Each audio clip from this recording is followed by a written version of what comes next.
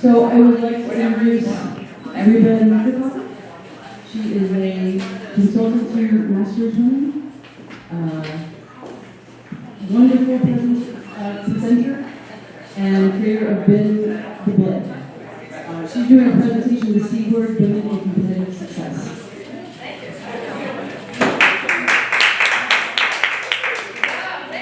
Thank you very much. I have to say I am really humbled by being here in this space, but also with the women who are here this morning. Just to be sort of on the same ticket with them is kind of incredible. So I just, it's just pretty amazing. I want to thank Tracy for all her hard work around this women's track. I want to say thank the women on the row. And I want to thank Vesper as well for their hospitality. So my name is Reba Knickerbocker, and a little bit of history about me before I get started. I started rowing at Mills College back in 1994. After rowing at Mills College, I started coaching in 1997, and I coached for about 20 years. And in the process of that coaching, I came to realize that I was kind of done with being on the water and coaching on the water, but love working with Masters women, especially on developing their competitive self-esteem and athletic confidence. So let's get started. On will help. And are we working? Or do I need to point it? Is it too far away? I think it's Joy to go. Sure. Just if you want to. Next slide. It's just better. Okay. So you can go push now. Yeah. We'll see what. There we go. And again. And again, yes. And again now. There we go. There we go. So I have a question for you. Go ahead and press again. Do you consider yourself an athlete? Yes. Okay, raise your hand so I can see if you consider yourself an athlete. Great. Not surprised in this crowd that is the answer to that. I was fascinated by the woman who was here earlier who left. I actually talked to her before she left. Who said that she started running when she was 39 and started rowing when she was 57. Comes in 5th, right, when she runs. Does not consider herself an athlete. I'm fascinated by this and why this happens. So second question. You consider yourself a competitive person. Ah, interesting. So everybody raised their hand about being an athlete. Not everybody raised their hand about being a competitive person. Go ahead. So if you are not obsessed with the life you are living, change it. This was me about 10 years ago. I had been coaching for about 10 years and was finding myself becoming disillusioned, frustrated, not sure why I was having such a hard time coaching who I was coaching. Go ahead and press. My coaching experience at that point spanned these 3 groups: juniors, collegiates, and Masters rowers. I had been successfully coaching those groups and was now coaching the Masters women's crew and bumping up against some things. Next. I was not satisfied professionally. And that was rubbing off on my crew, right? And there was something about what I saw happening on the team, what I saw from the crew that I was coaching, what I saw from the club that was just leaving a little bit of a bad taste in my mouth.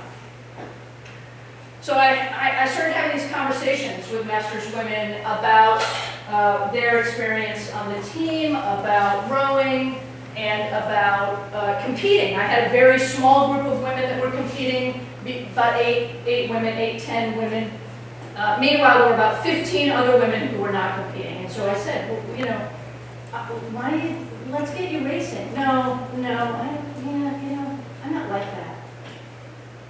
And I went, huh? I'm not like that? Interesting. What does that mean? Again, fascinated by the answer.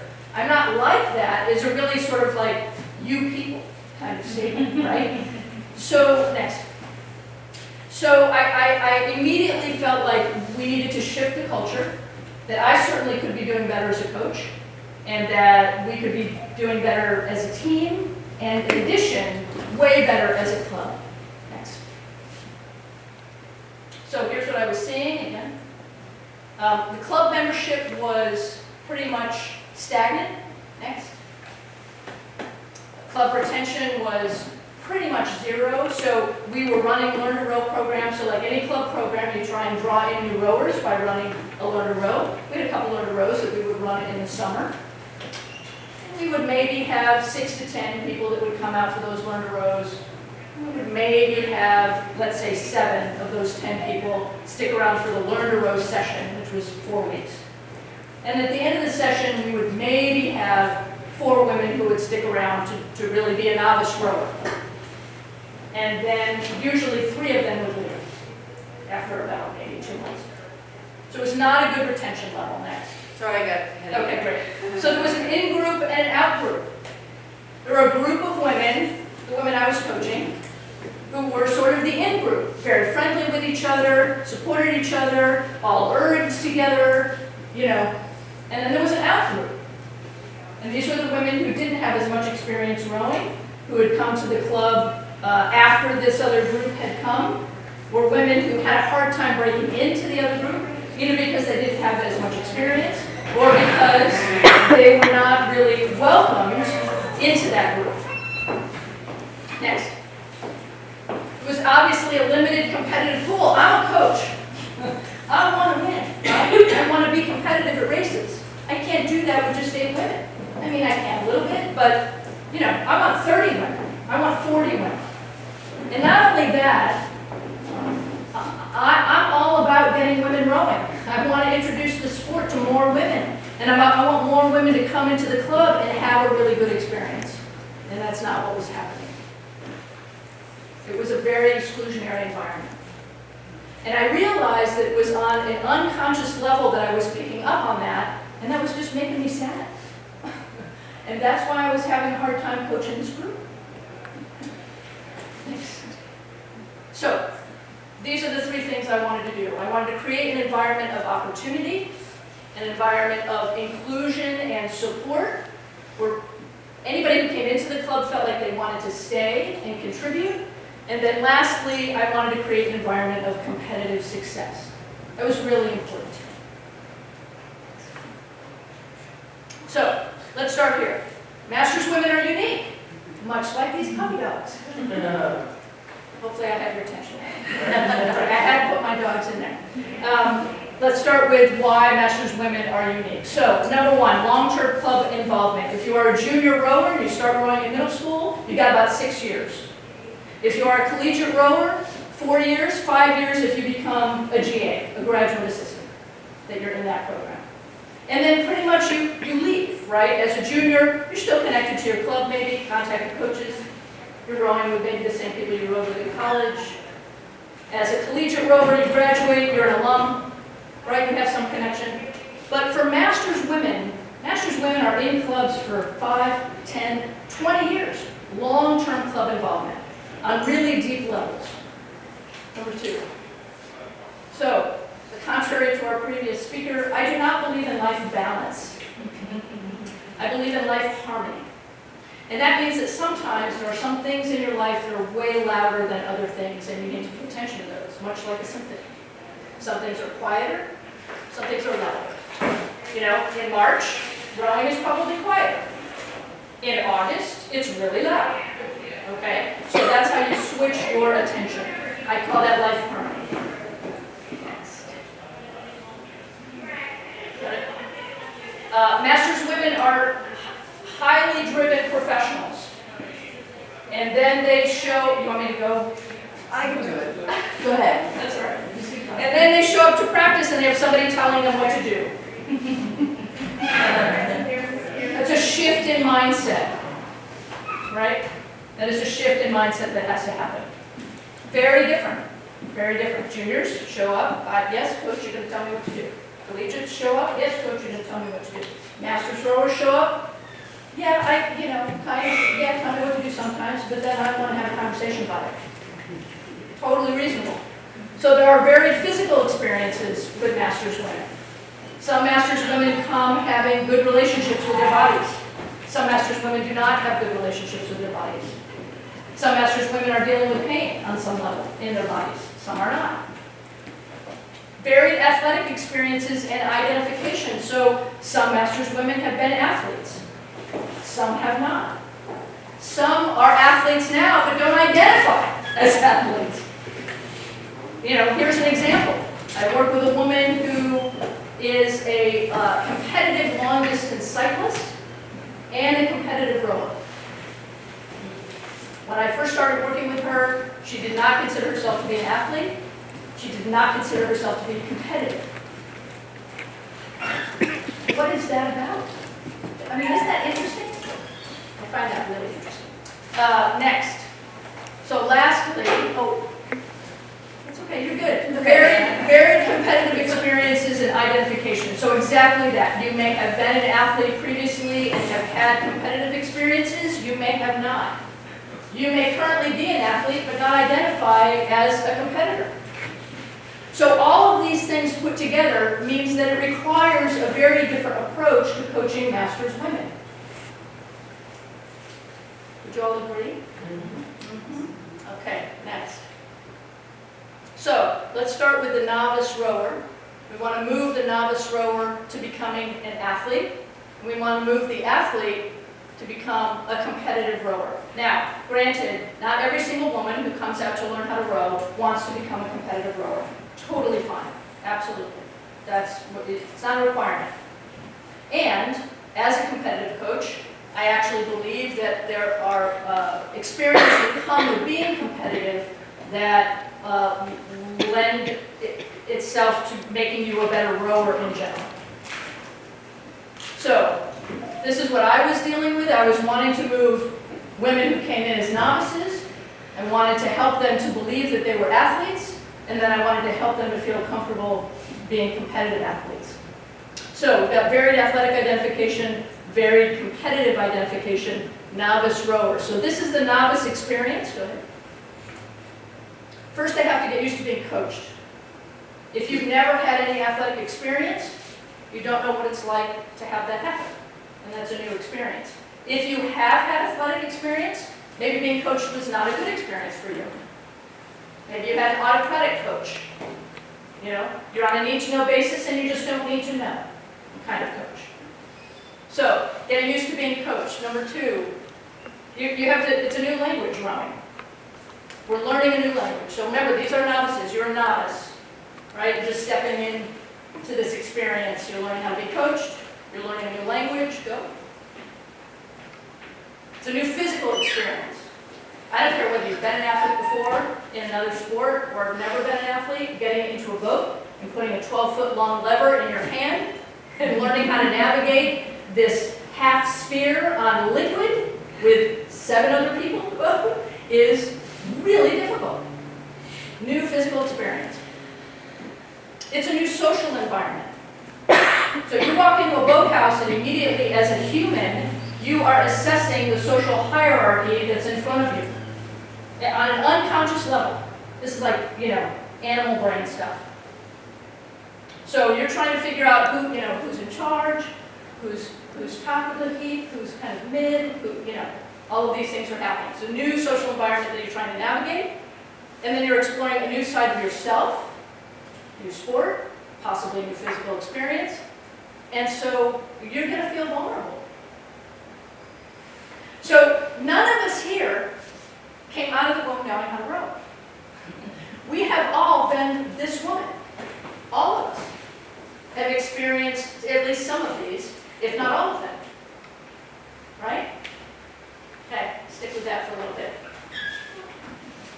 So, I'm going to give you exactly 1 minute. I don't want you to talk. All I want you to do is to think about your novice experience over the things I just said. Go.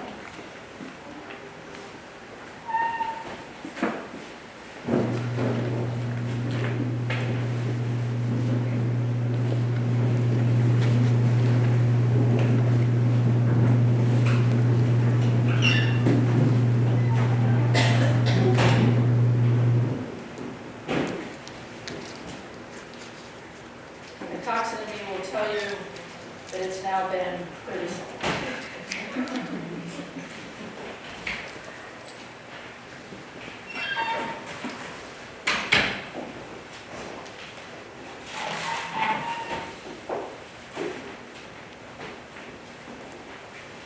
More seconds.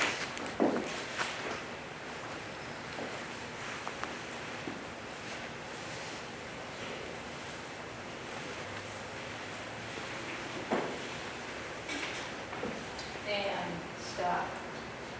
So, one word from you about your novice experience. Anybody want to share? Challenging. Yes, go. Disorganized. Disorganized, there we go. Challenging. Challenging, good. Anybody else? Vulnerable. Vulnerable. Unloved. On what? Loved. Ooh, unloved, yeah, okay. Anybody else? Humbling. What? Humbling. Humbling, yeah, good. Yeah, Frightening. frightening. Yeah, that's my word, terrifying. Terrifying, absolutely. Okay, next. So, again, novice to athlete. And there's something, or two things actually, that are required for anyone to move from, I don't know anything about what I'm doing, to now, I actually feel like an athlete. So those things, those two things are, keep going, just press through. Sorry. There we go. So two primary components out there. The first, that's okay. The first is athletic competence. So you need to feel like you are actually engaged in doing something that you kind of know how to do. That you've gained some skill over a period of time, otherwise known as skill acquisition in motor learning. And then you have to feel like you have some support, some athletic encouragement from your family, from your friends, from a partner or a spouse, from your coach, and in this particular case, especially from the masters women who are around you. So these are the two things that move us from, I'm a novice, I don't know anything, I don't even identify as an athlete, to being an athlete. So let's tackle these two things. So skill acquisition first. What is required for skill acquisition? First of all, coaching. So let's remember that we're coaching adult athletes, okay? This coaching needs to be transparent. So I'm the coach coaching you. If you have a question about a drill that we're doing and why we're doing it, I should absolutely be telling you, like, here's what I'm seeing, and so that's why I'm giving you guys this drill today. This is what I want you to focus on. If you're having trouble with that drill, you should be able to say, I'm having a hard time understanding, blah, blah, like, it's a conversation. It should be autonomous. And what I mean by that is, I've coached master screws and I've got 3 8s out on the water of varying abilities. So they're spread out over maybe like 200 meters, right? I can't be with you all the time.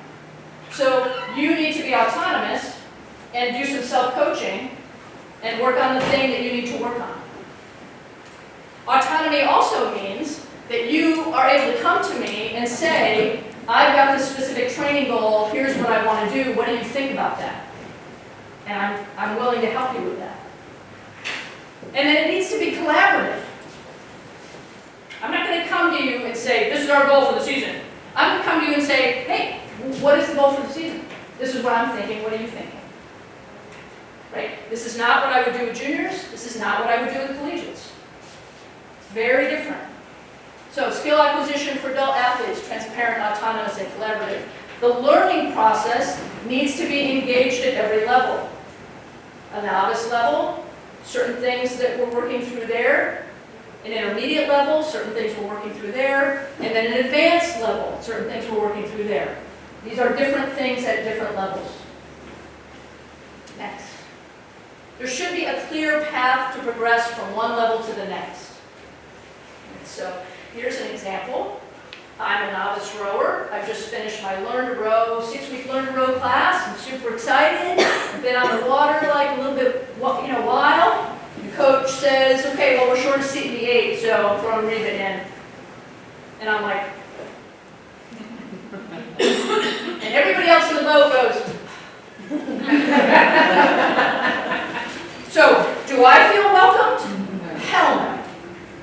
Do they feel frustrated? Absolutely. Absolutely. With good reason. How should that be handled differently? Here's an example. So listen, today's practice is going to be a little bit different. We're short a seat, so I'm going to have Reba jump in. She's our new novice who just graduated from Learn to Row. Give her a hand. You all get a chance to remember what it's like to be a novice, and she's going to get a chance to experience what it's like to be an experienced rower. So let's be patient with that on all levels.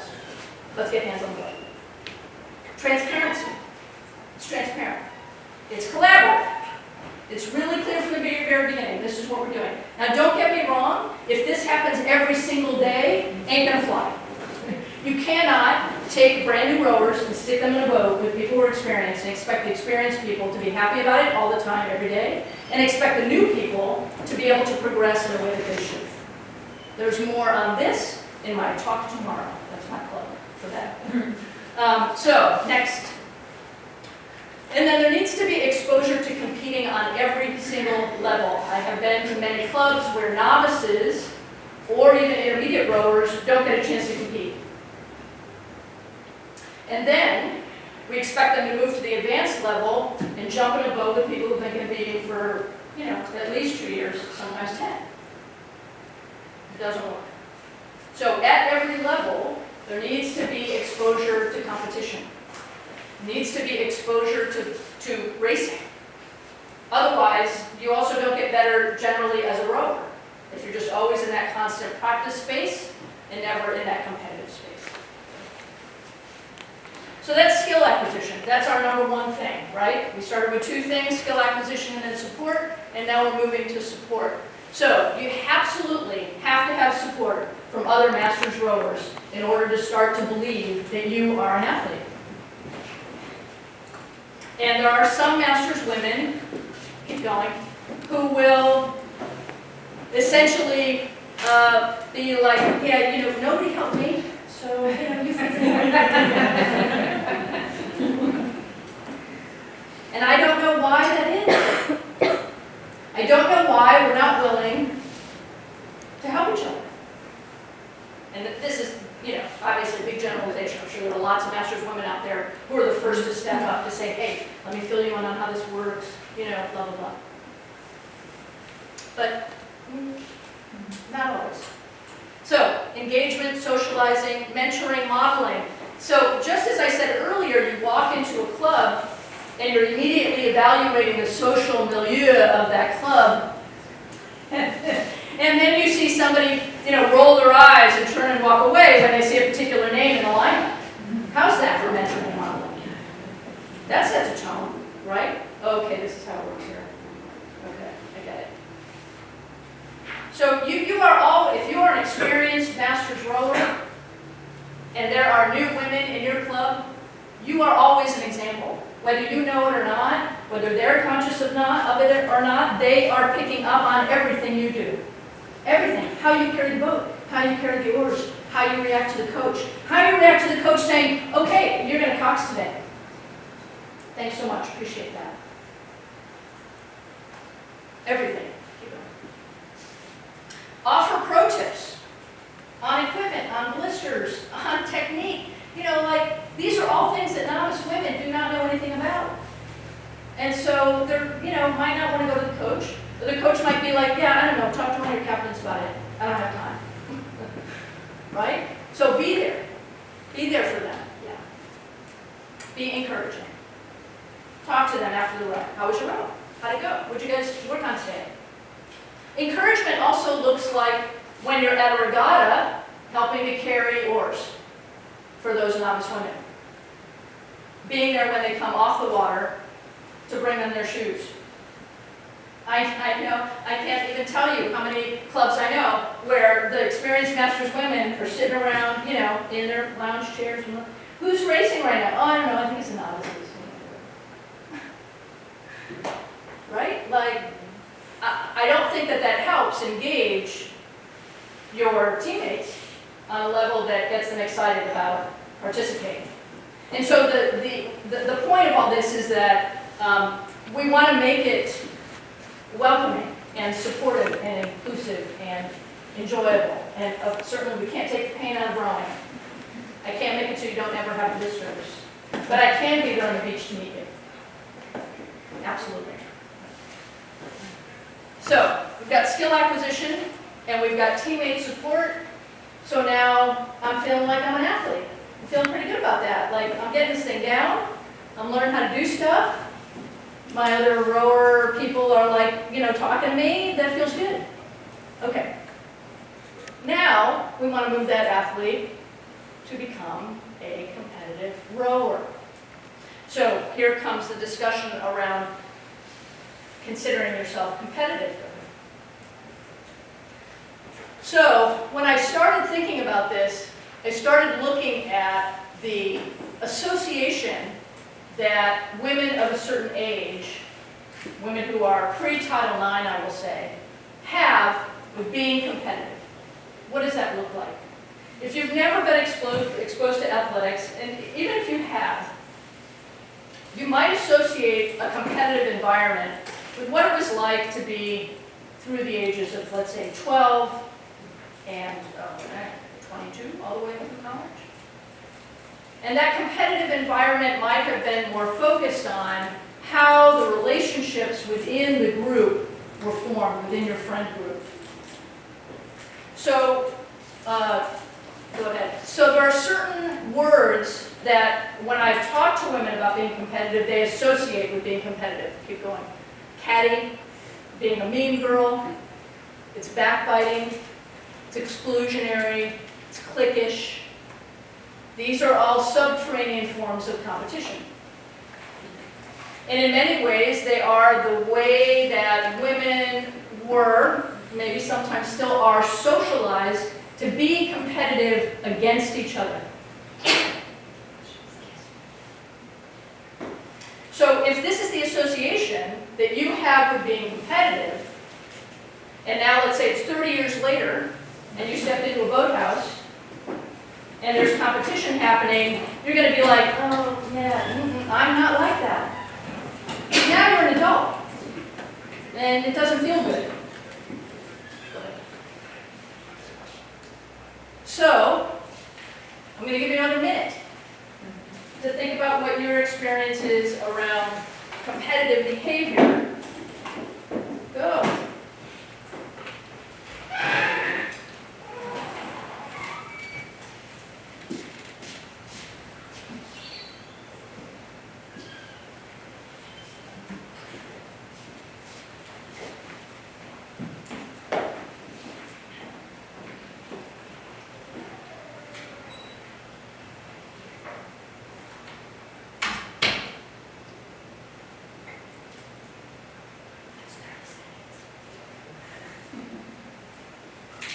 Don't be afraid to go way back.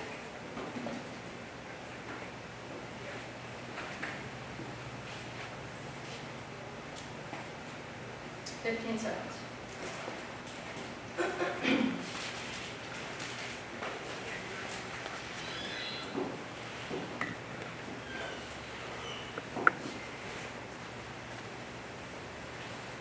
And stop. So, same as I did last time, one word that you'd associate with that. Anybody? Anything anybody came up with? Yeah. Way back was life-threatening, since then exhilarating. Okay, there you go. That's a nice shift. Life-threatening. Wow. Yeah. Bonding, Bonding. Good. Excellent. Yeah. not a word ride or die, just that we were together, Good. it hurt. Okay. Good. All good associations so far, except the life-threatening. Anybody else? Yeah. You're competitive and you're a bitch. Uh-huh. Yeah, there you go. Okay. Yeah. I found that like within teams or with girls in our college team, we would compete pretty directly with like each other, but like at the end of it, it was we were all making each other stronger. And it's kind of still the same thing today on a team that I'm a part of now. It's like, you want to beat this girl and you kind of go neck and neck and you're like butting heads for steady state every day, but at the end of it, like, you both make each other stronger and it's anyone's day. Good. Yeah, that's exactly the way it should be. Right, but it should be, and that's when we are competitive, like we are seen by the outside world as, bossy, bitchy, whatever you want to call it. Can be, yeah. Yeah. Yeah, absolutely. Thanks. So, the other piece that will draw, and this is from studies that I read that were specific to female athletes, will draw women away from being competitive, is this experience of competitive anxiety. So competitive anxiety is if you feel like you have a lack of skill, so again, lower skill acquisition, you don't feel competent, then you're going to experience competitive anxiety. If you are a novice rower, and you are thrown into a situation where you're expected to perform at a certain level that you're not prepared for, you're going to have competitive anxiety. And so then you might not want to compete. Yeah. Loss of teammate acceptance. Again, it's about support. So if you're feeling like you're not very skilled, and you're feeling like teammates are not going to accept you because of that, you're going to experience competitive anxiety. If you get into a boat with more experienced rowers, and people are frustrated, and you can pick up on that, you're going to have competitive anxiety. If you feel the pressure to perform, which would be the case in terms of competition, and I'm going to use the word with each other. So if that competition hasn't been framed in a healthy way, and you're just told, we're going to have an erg piece today, and when they sit you down next to somebody who you have a little bit of a competitive thing with, you're going to have competitive anxiety. Erg pieces, erg tests, seat races. Next. Internal and intra-squad competition. Now this was a big one in the studies that I looked at.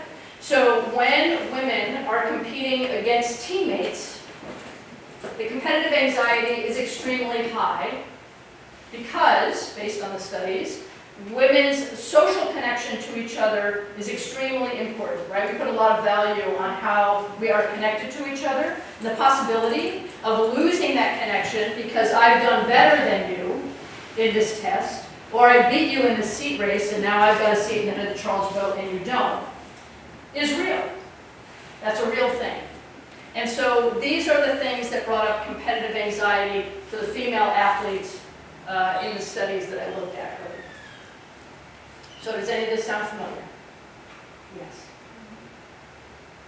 Next. This is a quote directly from that one of the studies. Women perceive internal competition as highly salient, personal, often vindictive, and ultimately damaging to the team and to the sport experience.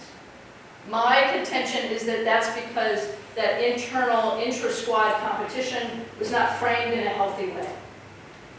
And just one word can make the difference. If you use, I'm competing against you, as opposed to I'm competing with you. The I'm competing against you creates this adversarial relationship. The I'm competing with you creates the relationship that this person just mentioned. Right? That you're both lifting each other up, that you're both encouraging each other to get better. Next. So, let's talk about the word compete.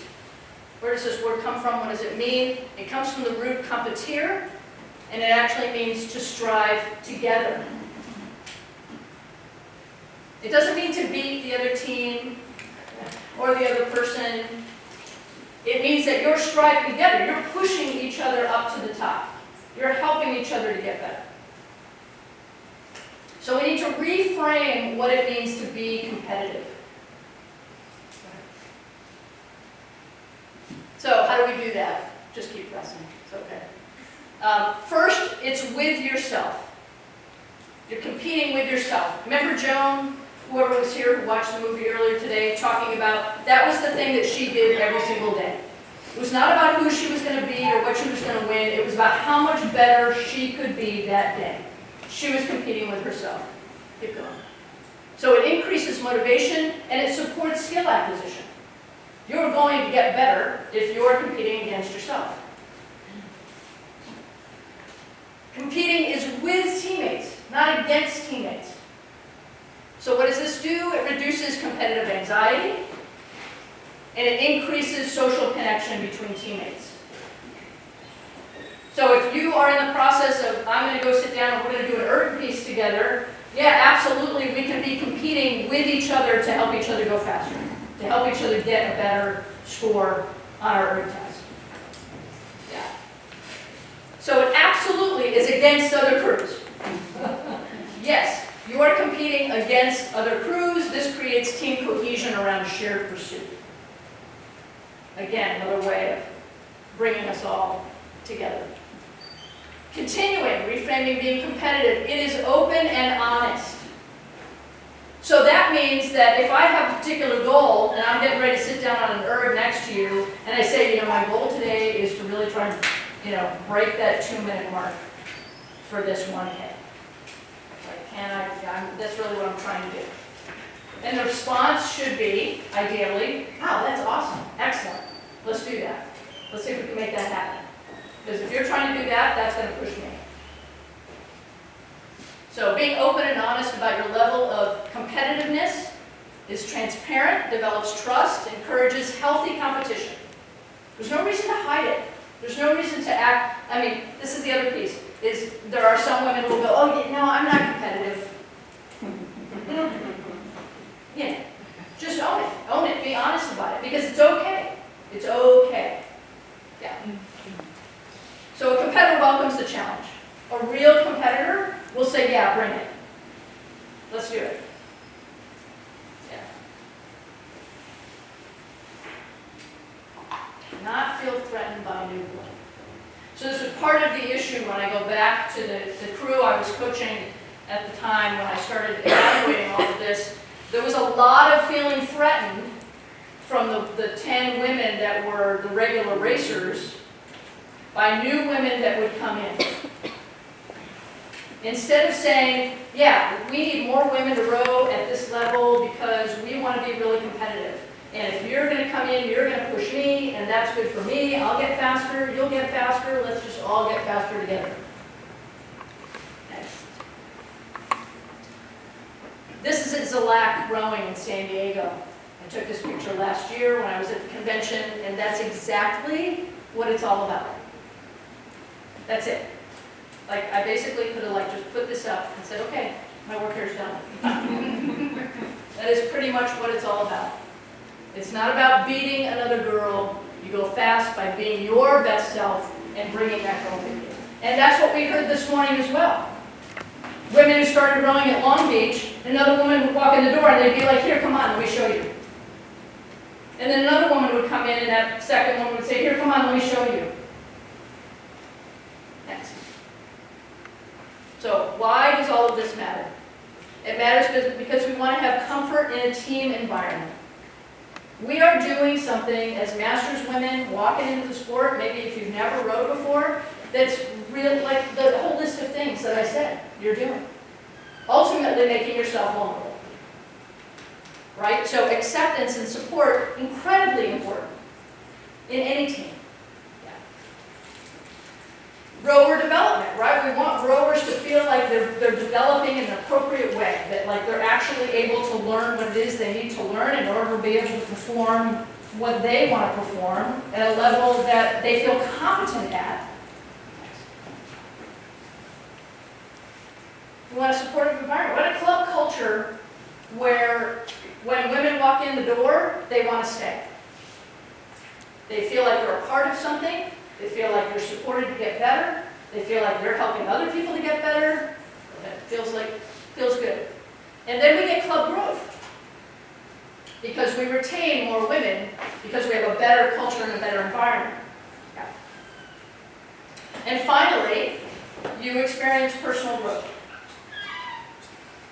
And that's really, really the bottom of this, is that's what it's all about. Your own personal growth, how you are getting better and how you're helping other women to get better as well. So we've got competitive success, club growth, personal growth. You can't go wrong. So, happy rowers, happy club. How does this happen? We have learn to row, novice support. We support those people that are coming in that are brand new, that are stepping into this for the first time. We remember what it's like to be in their shoes, and so we want to help them. Next, we build a positive club culture. We have a clear developmental path for them. We offer competitive opportunities for them. They experience personal growth, they go back up and pay it forward with supporting the novices. And this is now the good club culture cycle that we want. So, lastly, back to the picture I had before. Look at these two women. Look at their faces. Look at that. That is one of the best pictures ever.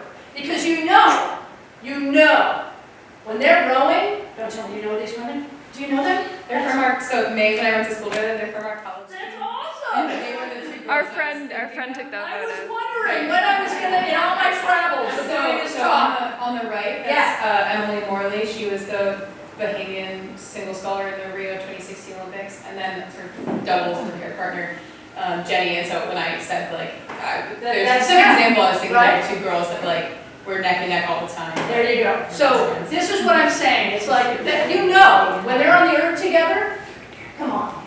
Are you kidding me? You better believe they're competing. Absolutely. No question about it.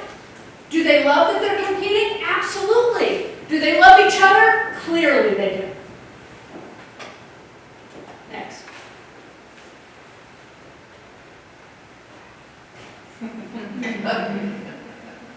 And that's fine. It's all good. Especially if you have that kind of environment. Right?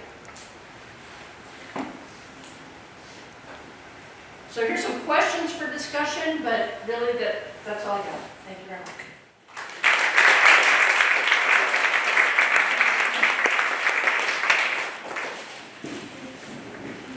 Does anybody have? Yeah. So, I was just sending a picture and texting a group that we are trying to start a new club, because this was a clinic on what my old club was like not. Yeah.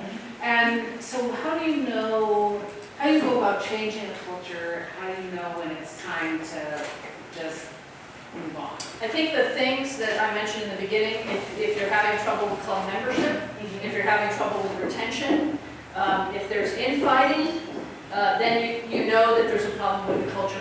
I think sometimes what happens with Masters Rowers is they rely on the coach to come in and set a culture and to tell them everything that needs to be done. And that's when I go back to the autonomy and the collaboration and the transparency. It's not about the coach, because here's the thing, newsflash, coaches are going to come and go. Right? Right? We all know from being Masters Rowers and a Masters coach that you're not in the same club for a long time like collegiate coaches are, developing the culture, but you are. You as rowers in your club are part of that. So it's up to you to develop that culture, to teach the new rowers coming in what that culture is, and to have a coach who hopefully supports that culture. And every time you get a new coach, you're like, this is what our culture is. You with it or not? And if they say, yeah, no, you're like, okay, well, yeah. So I think it starts by looking at, what are those things that are causing strife? Is that a cultural issue? Is it because you have one bad apple? Sometimes that's the case.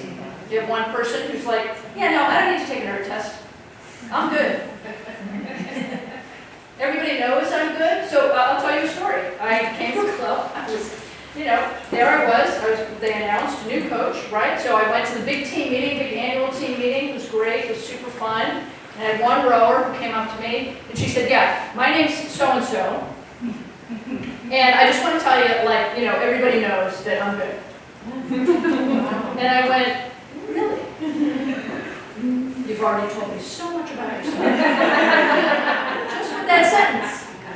And I said, really? So, she said, so, any boat you put me in is going to get faster. I'm good. I have a lot of stuff going on. I have parents down in LA I need to take care of. So, I may or may not be here for all the practices or all the races, but you just put me in the best boat and I'll make it go fast. And I went, thanks for the information. And so then when I started saying, here are the requirements, there was a lot of blowback from this particular person. Luckily, I was in a club where I had the support of the captains, I had the support of the board, the program director, and everybody was like, nope, stick to your guns because we've gone down this road before and it's not pretty. So Sometimes it can be one person who just doesn't want to do what everybody else is doing. Sometimes it's a whole culture thing. So in my situation with the Masters this year, we had 3 days of coaching, 3 different coaches on those days. And so I think it kind of rolled downhill from there, but we realized we don't really care because the junior and comp team had 6 days of practice with the same coach. And then, it just sort of spiraled from there. And it seems like they kind of kicked out the people who did all those things for me when I came in as an office. Like the ones who said, come, let me show you. You're gonna buy a boat, let me tell you what, how can I help you? Yeah, there was a story. Yeah.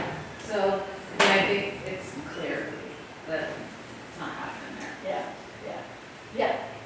How do you change a culture when the coach doesn't support the new culture and they're on a contract, you know what I mean, and they're losing people, like our club is losing racers because they're not being competitive, the only favors people, So how do we get to change that culture? We know how to change a culture, but how do we do that? I wonder if that's as much of culture or is it a performance issue for the coach?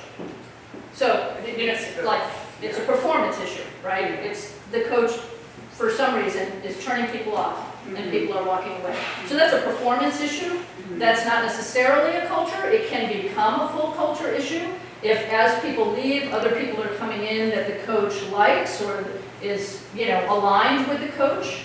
That then seems like it's transitioning. Yeah, right. So it would have to be sort of a board discussion with the coach about this is not moving in a good direction. And sometimes you can attach monies to retention. So the more people that you retain as a coach, the better you're going to do. We'll give you a little bonus at the end of the year if you can keep 50% of the people that come in. I mean, then you would want to look at how do you run your Learn to Row programs? How do you move people from that Learn to Row first-time experience into the club, and what kind of support do they have? I mean, it's when I was coaching this club that I use as an example, like I said, there were about 25 women when we started. After going through this process of shifting culture and having a discussion about we need a novice, an intermediate, and an advanced group, it got a lot better, a lot quicker. So we ran 3 Learn to Rows, and by, I think it was probably by the next November or so, we had about 60 women who were rowing. So just putting into place, having a clear path, having a clear, written document about what you needed to do to move from one level to the next, because that was also sort of like, I've been a novice for 6 months. I think I'm ready to be an intermediate rower. What do I need to do? Well, here it is in black and white. Here's what the expectation is. Here's what it is for moving to the advanced level, etc. So I think sometimes what happens is a bunch of rowers get together and they start a club, and that's great. And it's good for a while, and then they get a coach, and it's kind of good. And then there are like growing pains. What do we want to be? How far do we want to go? What does it look like? What do we charge for membership? So there are all these sort of varying levels of club development that I think are sometimes ignored at the cost of just like, we'll take any coach because we need a coach, and we'll take any rower because we need rowers, because we need money. Some of it is a level of discipline, organizational discipline. But I would say in your case, it would be a performance issue with the coach. As your consultant, then I would push you to look in that direction. Yeah. Do you feel like you can help someone change that is in that situation? So we have a very young club. There are a few of us that have been in it from the ground up. I've only been rowing for 4 years. We have one rower. She's a very good rower. She's a very good athlete overall. So rowing is not her only thing. She now scans the list to see who signed up. And then if it's Decides rowers, yeah. she won't come. Yeah. And she's lost so much water time, doing this. And I've had this conversation with her. I was like, yeah, it is frustrating to get an 8 and have it go like this the whole row. It is. But we were there once, and so can you change someone like that? Can you, because she is a good Is she- rower, and she is a good person. Is she able to be rehabilitated? Yeah. My question to you would be, is that where you want to put your energy and effort? So I think, there needs to be a certain expectation of like, this is how many days a week we practice. If you're not here for these days a week of practice, then I can't rely on you to be performing at the level we want you to perform at.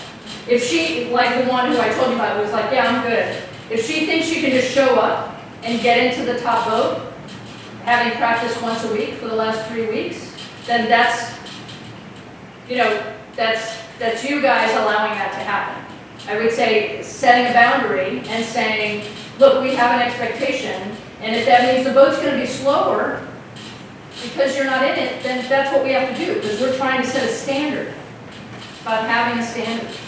And, it's always interesting to me how, it's sort of like, does she understand how that reflects on her?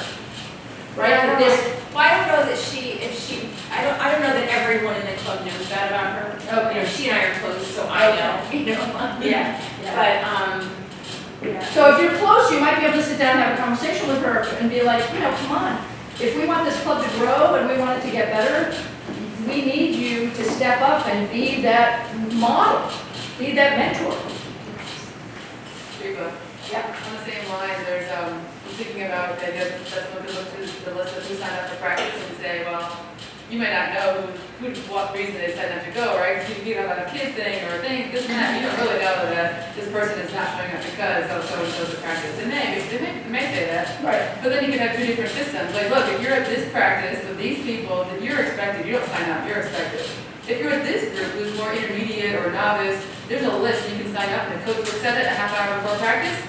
This is what I have coming to practice. That's one thing. You can be like, oh, I can't commit, I can't, You can look at the list and say, oh, they have enough people out here to come, or no one knows the reason. But if you're in this other group, and this other group's already listed, like they already know you're on the list, you can't choose to go, because you already committed, you chose to go. That way there's two separate groups of this people already committed, they know they're coming, and this group can decide to come or not. Right. So that would be an example of a competitive group and a club group. Right? So the competitive side is, this is what the expectation is, it's 4 days a week of practice, it's 2 earned tests a month, it's whatever, make the list, right? And then the club side is not as much of that. So that's another question, like, do you want to have that separation? And that's fine to do that, as long as it's very transparent and clear what those guidelines are and what everybody's buying into. And that's part of it, is getting that buy-in. And when I was at this club that shall not be named, there was a lot of talking to the captains and help and me breaking down for them why approaching it in this way was going to work. And let me tell you, it was really tough with the board and getting the board to buy into it, because it meant hiring more coaches, paying more money.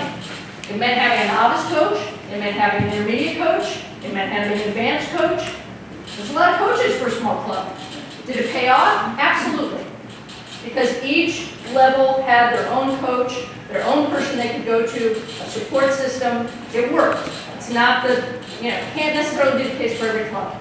So like I said before, there's a growing pains that will happen over time, but I feel like that culture that's set from the very beginning is what helps you to get to these milestones. yeah, and that is the other thing that I've heard from people who, we have some parents that come in and row and then they stop, and it's because they don't feel fit enough, or, some of us have been rowing together for such a long time, and they get in the boat and they feel like they're holding us back. We don't have enough people to get a Cox, do our Cox, 2 Cox scores, one with new rowers, one with old. And I keep saying to them, you just gotta keep coming. I wasn't good when I started either. I'm not good now, I'm just better than I was when I started. Right. Well, that's an example, like if they feel like they're holding people back, if this is what it is every single time they come, if they're being mixed votes every single time, they are. And like I said before, it's not good for anybody. And again, I'm going to plug my talk tomorrow, skill acquisition and team building. I talk about this exact thing. So part of it is having a place for them.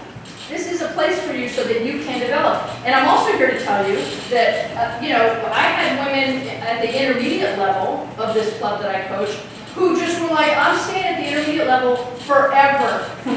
And I'm like, awesome, that's totally, as long as you understand that we've got novices who will move up and row with you, and people who will surpass you and move to the advanced level, if you're okay with that, I'm okay with that.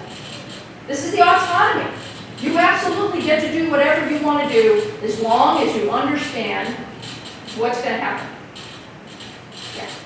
I was going to say, as a coach, one of the things the coach can say is to the person who's so good that they can't get into practice, maybe you should be running single because we need to work as a team here, and the team has to learn how to grow with you too. It's not just you being such a great speller, sweeper, or whatever, such a great stroke. I mean, if your hands are too fast, they can't follow you. And if you're not coming to practice, nobody's going to get better. And, oops, sorry. And so I think the coach has some responsibility that way to say, if you can't make it, that's okay. Or if you don't enjoy growing with these ladies, that's okay too. You can single with you better. Right. Always an option. It's always nice to be able to have at least one single who go best for that purpose. Yes. So I'm going to try and make your session tomorrow. So when you talk about having the novice and with the other boats, what's a good ratio? Would you say one, sort of set that expectation to 1 out of 4 practices that the more experienced rowers recognize they'll be novices? Yeah, I think that that's reasonable, as long as everybody understands that on that day, it's going to be like the novice row, right? We're going to be doing a lot of drilling, or we're going to be doing really, we're only going to be at a 20, we're not going to be at a 32, As long as the expectation is clear, I think that's totally fine. I do think there needs to be, especially when you get into racing season, that might not be okay. Even one day might not, I know for myself, as an experienced competitive rower, I'd be like, okay. Because we're 2 weeks away from regionals, and we only have 3 practices to get this 8 together because there's 7 other lineups that need to practice, whatever the case is. So, but I do think setting the expectation, whatever the expectation is, being clear and transparent about this is what the expectation is, and making sure that the experienced rowers understand that it's part of their learning process is going back and understanding what it was like to be this person, stepping into this boat. And for the health of the club long term, right? Yes. Yes. Yeah, absolutely, absolutely. I also think it can be done on a volunteer basis. It doesn't have to be that once a week they're with this group. It can be like, look, I have novices that are practicing. I need some, experienced rowers to volunteer to come out and row with them on their days, so that I'm not having to put them in your boat on your days. And I have no doubt you get some people who are like, yeah, I'm happy to come on those days. I get to time the boat, I look into the boat. Maybe I'll even cox them. How great would that be? Somebody.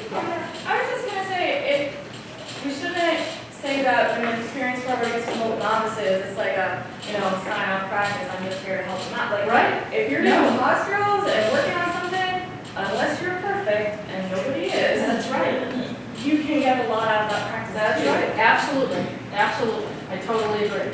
I totally agree. Unfortunately, are some people who do not let go? Well, I rode 3 head races one season because I was volunteering for a CRI club. I rode in a competitive boat. And then there was a novice boat. I had an experience of doing a head race in a novice boat. I wanted them to. So I vowed it.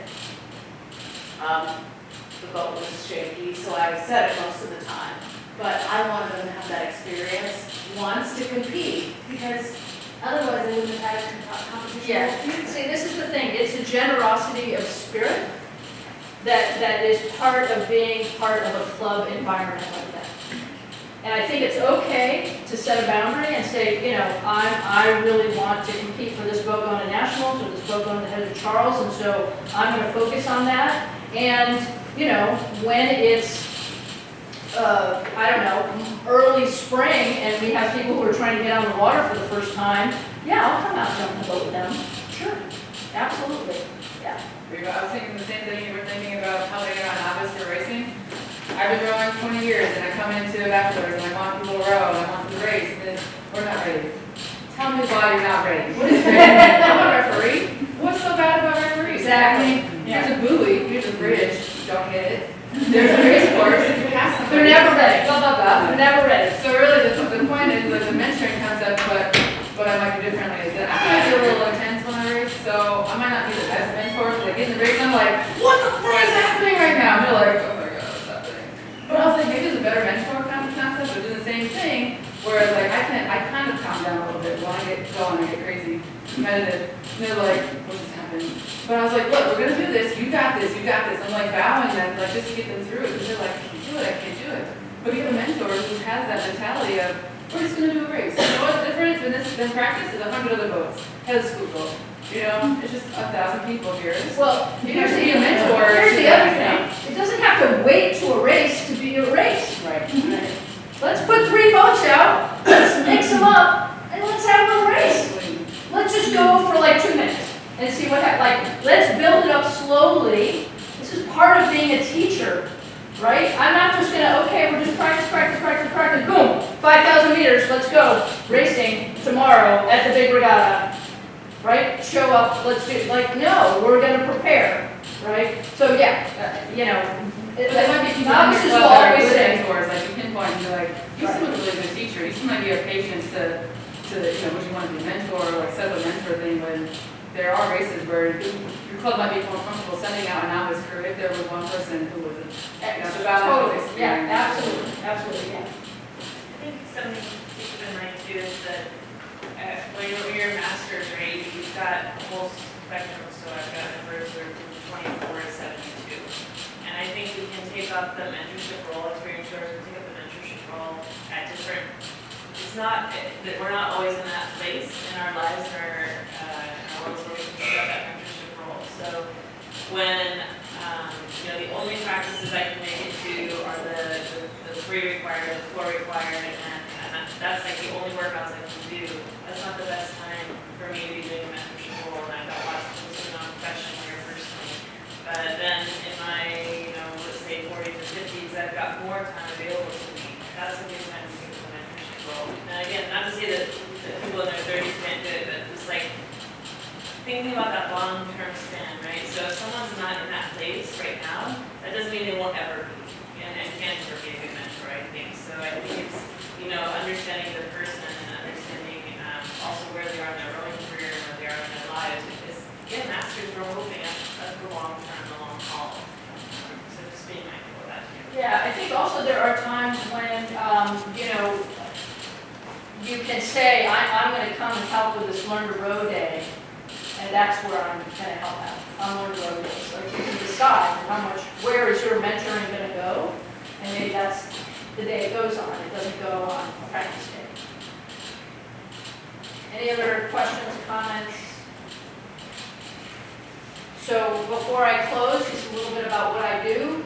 So I work with Masters Women individually and with clubs to develop the culture, but with Masters Women individually, I work with them to develop a competitive mindset and athletic self-confidence.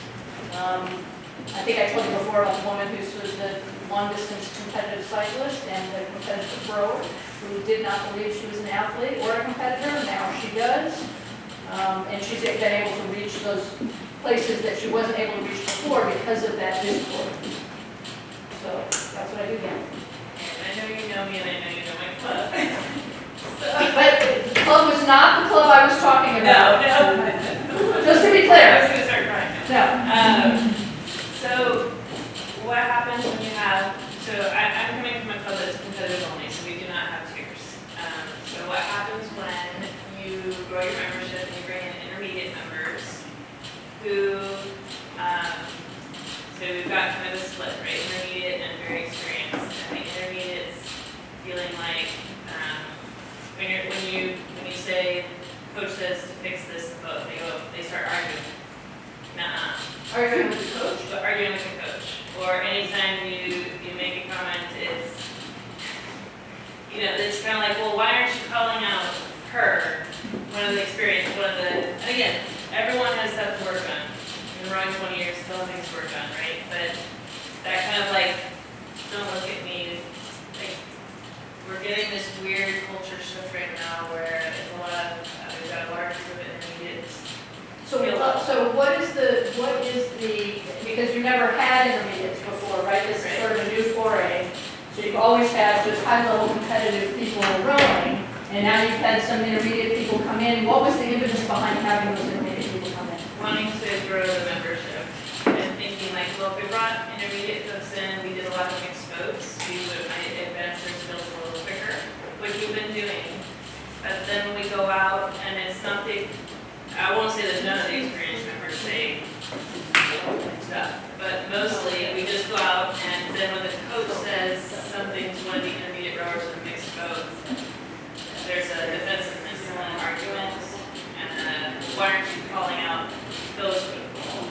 So that could be a couple things. It could be just this personality of this person and maybe possibly where they came from before another club, how they were coached there. It also could be the fact that they are being mixed in and they are being put in a situation where they're feeling like they have a low skill but a high challenge. And so low skill, high challenge people will experience competitive anxiety, and this may be how they act that out. So my suggestion would be to find as many opportunities as possible for those intermediate people to just row with intermediate people and to be coached at that level, and to not be necessarily mixed in on a regular basis with the advanced people until they can feel a little bit more confident. It sounds like there might be a little bit of insecure, low confidence issue, because you're going to get coached. So that's kind of the idea. Do you think it could also be, if this is a elite club, or was, and you're bringing other people in, that they may think that they showed up so that made them elite, they might have. Well, that was going to be my other question, is did they understand that they are intermediate, that they're considered a different level than everybody else? Okay. Yeah, so it's solution. So that's or a lack of clarity. Yeah, transparency again about like this is what we're doing, this is what we're trying to develop. Could be I good. mean, now it's hard to go back and be like, well, you know, you guys are kind of intermediate, so. But I think, how many people are we talking about? Well, probably.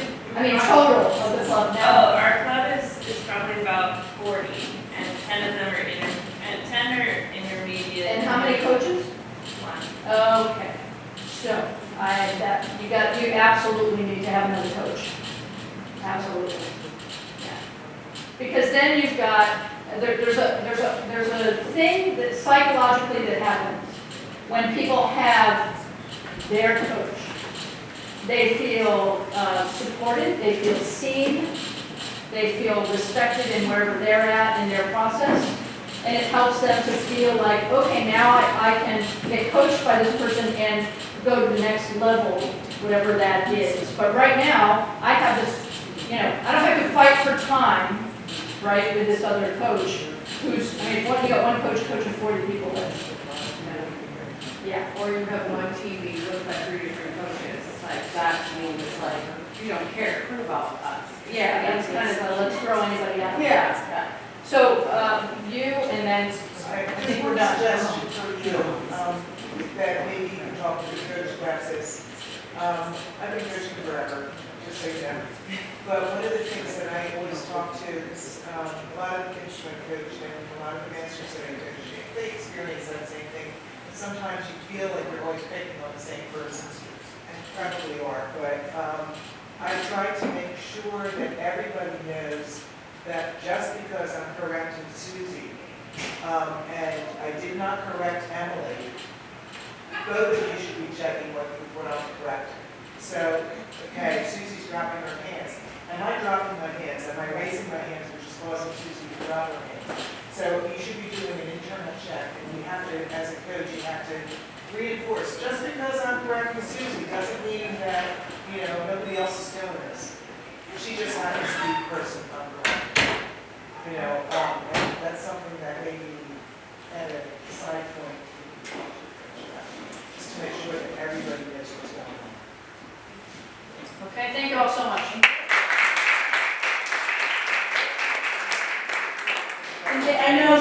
been here all day, but before you go, first of all, thank you so much for coming. I hope that you enjoyed it. I've been thanked a couple times today, but there's people who have helped a lot. I could not have done this without them. And Maura Kennedy in the back is one of them with Women in the Row. And Ellen Carver and Darlene Disney as well. And then thank you very much. Thank you. Always.